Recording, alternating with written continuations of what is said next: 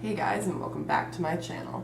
Today I'm going to be talking about something that many of us have experience in and wish we didn't: retail. You know, I haven't worked in that many places, but the work that I have done has taught me a lot about retail and customer service and just in general how you should treat people. And one thing that I've learned is that most people are there are a lot of out there and they don't know how to treat people in customer service, and the world needs less of those people. I'm not suggesting we should kill them. Oh god, this is going I'm not suggesting we should kill these people or get rid of them in any kind of way, but things need to change. We shouldn't have to make videos called retail horror stories. We shouldn't have horror stories, but I do. So here are some of my experiences. About a year and a half ago-ish, I worked at Best Buy.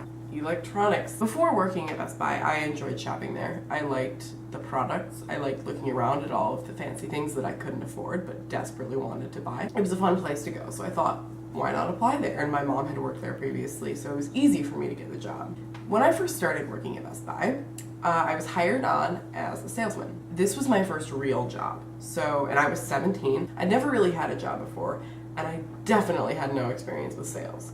So I didn't know what to expect, and I also didn't know what it would be like to be a salesman at Best Buy. So I have obviously a lot of funny stories about that.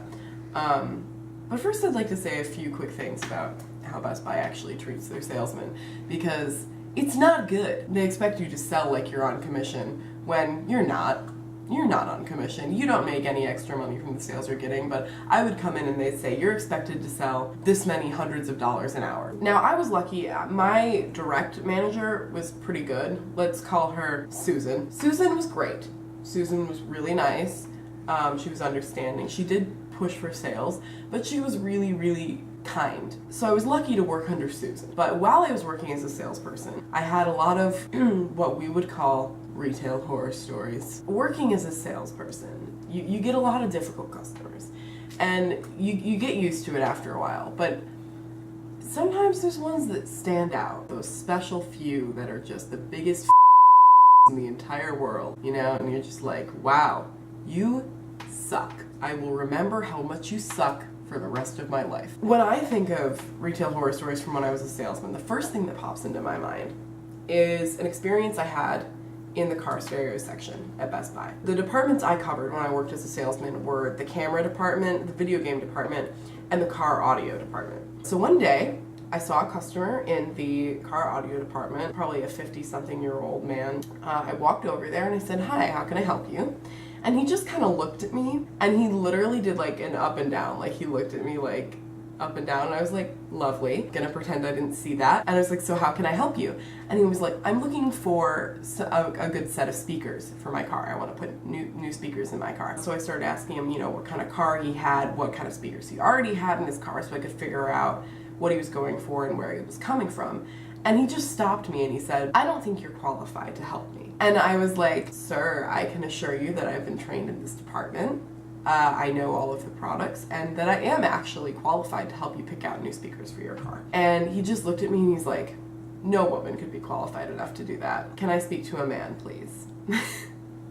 What I said was, well, sir, if you feel that way, let me find someone else who can help you. And he was like, finally, thank you. And so I got a male manager from a different department because my direct supervisor was a woman. And I said, hey, let's just call him Zach. Hey, Zach, I'm having trouble with this customer. He wants to speak to somebody else. So my manager goes over there, talks to the man for maybe 5 seconds. He literally said, these are some good speakers. I think you'd really like these. And the customer goes, great, I'll take 2.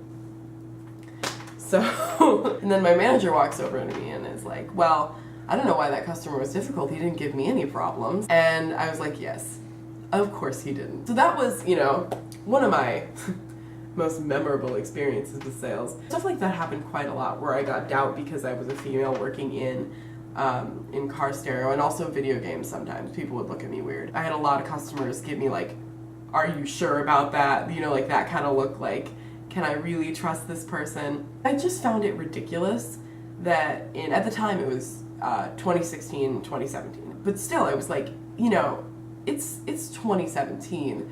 People should be better than this. Nonetheless, I did have good customers. You know, you do have good customers, but you know, the bad ones tend to outshine the good ones in these kinds of situations. So when I worked at Best Buy, I decided, you know, after all these annoying people in sales, I decided that I didn't want to be a salesperson anymore.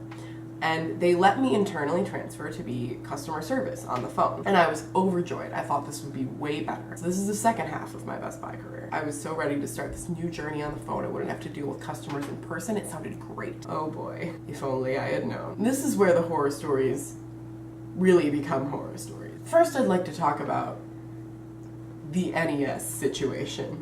Around the Christmas of 2016, there was a gaming device that Nintendo released, and it was called the Mini NES, and it was like a flashback to the old NES system, and it had all these games preloaded on it, and it was only like $60 or $70, and it was supposed to be this huge nostalgic thing, you know, blast from the past. Everybody wanted it. We used to get so many calls a day asking about it, especially after it came out, and sold out after the first day. This was where the negative part of people truly shone, you know? These people that, you know, are probably normally pretty decent people in their everyday lives, I would have calling me, begging me to hide one for them.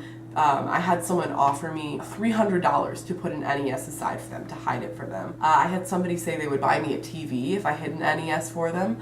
And just in general, I had people calling every day asking for it, begging for it. And then when I said we didn't have it, I would get called very awful things. You know, when I told people calmly that we were out of this product, they would say, oh, you know, you you useless. You know, every insult you can think of, I have been called on the phone. And mostly because of the stupid NES, which is so dumb. It's such a dumb thing to get worked up about. And, you know, it wasn't uncommon for people to yell at me on the phone. Aside from that whole NES situation, I got yelled at on the phone all the time. A really good example is what I like to call Fridge Lady. Fridge Lady was interesting. So I was sitting at my desk and one day I got a call. I picked it up and I said, hello, how can I help you? And she was like, hi, I just received a fridge and it has a tiny dent in it. I want a refund for full price. And I said, well, you can have someone investigate that, but we won't usually give you a full refund. And so I told her, you know, what we could do for her, and she wasn't satisfied. She's like, I want a new fridge right now, right this second, deliver it to my house for free. And I was like, I'm sorry, I can't do that. I don't have the authority to do that. We're gonna have to wait. And she wasn't satisfied with that answer. So she said some very impolite things to me on the phone, hung up. I thought it was over. Then this woman comes into the store, goes over to our open box fridges, which we have just sitting against the wall so people can look at them, and starts hitting it, like violently, and being like, I'm gonna show you a dent in a fridge. You wouldn't fix mine? Here's what a dent looks like. She was literally attacking this fridge, trying to like damage it. So we called the cops, and they escorted her out, and she's not allowed back in that Best Buy. That was a fun time. That was Fridge Lady. I will always remember her fondly. Another time on the phone, I was speaking to a man, and he had problems with his TV, or he claimed to have problems with his TV. And then he started asking me, so what are you doing right now? And I'm like, well, I'm on the phone with you, sir.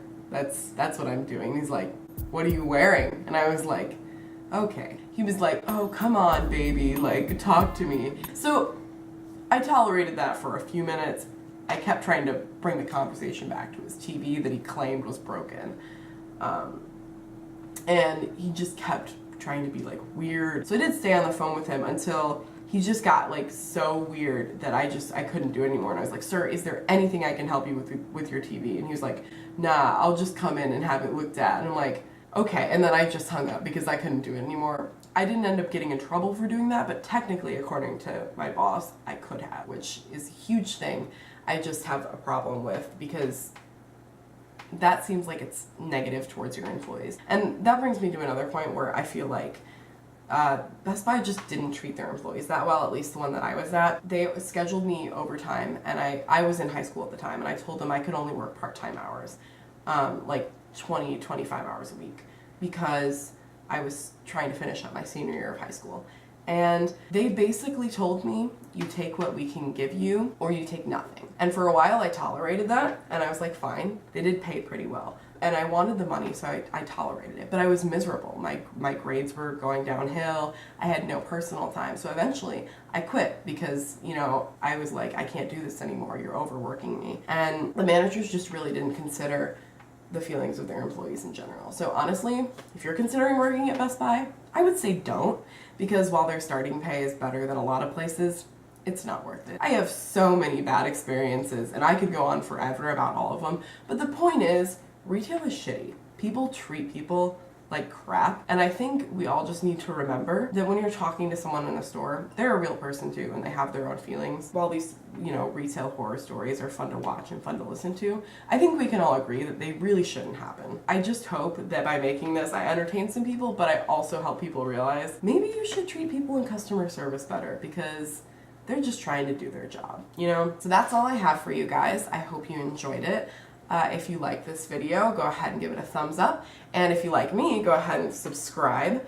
And I'll see you next time. Bye.